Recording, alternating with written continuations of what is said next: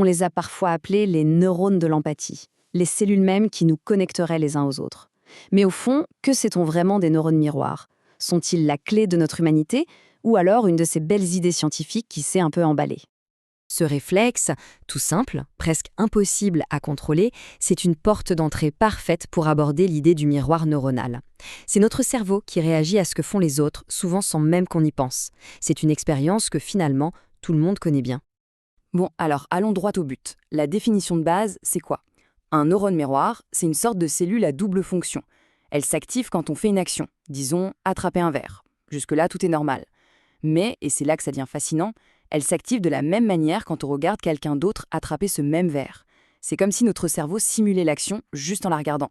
Et l'histoire de ces neurones, elle ne commence pas du tout avec une grande quête sur l'empathie.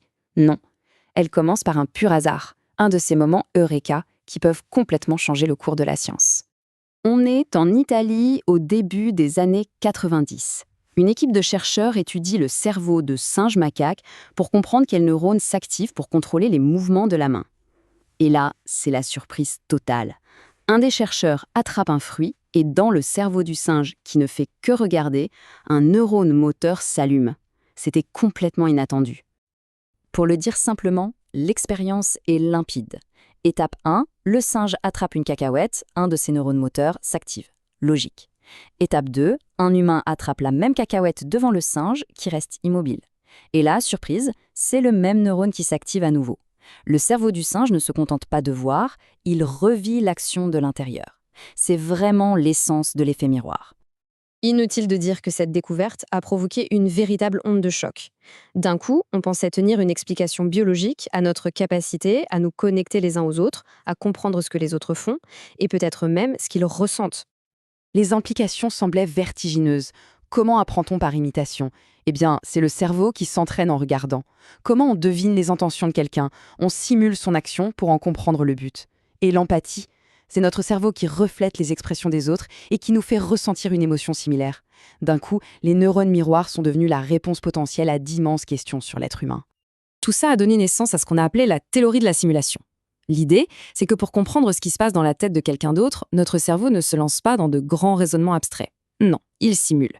Il utilise ses propres circuits pour créer une sorte de copie de l'expérience de l'autre. Et les neurones miroirs semblaient être le mécanisme parfait pour ça. Et à partir de là, l'idée a complètement dépassé le cadre des laboratoires. C'est devenu un phénomène. L'enthousiasme était à son maximum. On pensait vraiment avoir trouvé la clé biologique de notre civilisation. Cette citation du grand neuroscientifique V.S. Ramachandran, elle résume tout. Les neurones qui ont façonné la civilisation.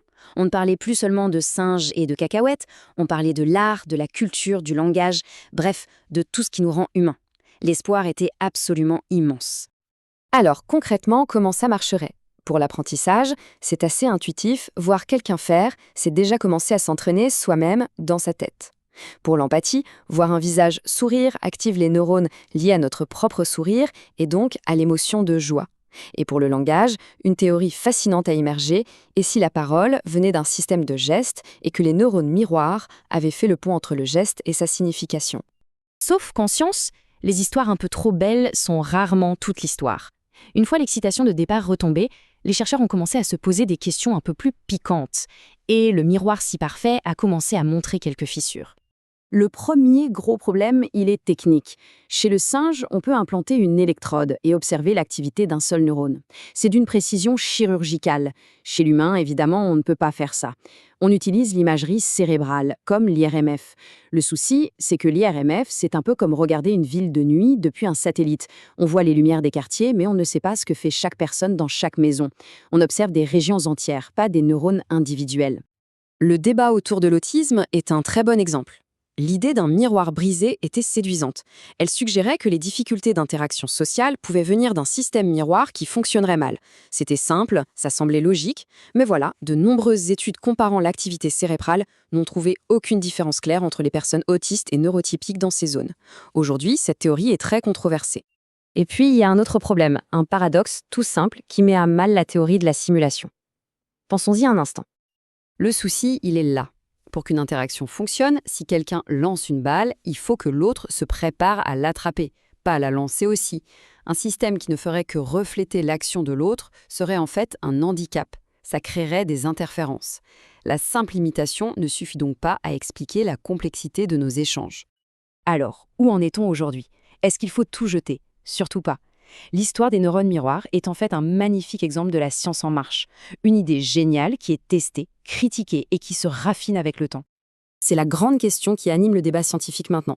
Est-ce que ces neurones s'activent pour nous permettre de comprendre l'action de l'autre, ou est-ce qu'ils s'activent parce qu'on a déjà compris l'intention grâce à d'autres processus mentaux?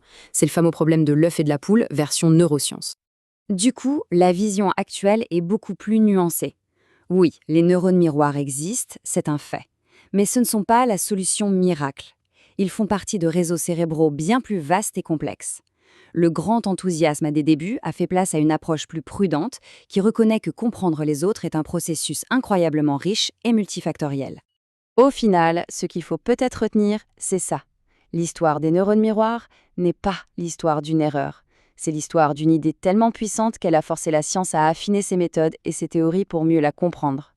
C'est une illustration parfaite du processus scientifique en action. La question reste donc ouverte. Ces neurones sont une pièce absolument fascinante du puzzle de notre cerveau social, mais ils sont très loin d'être le puzzle tout entier.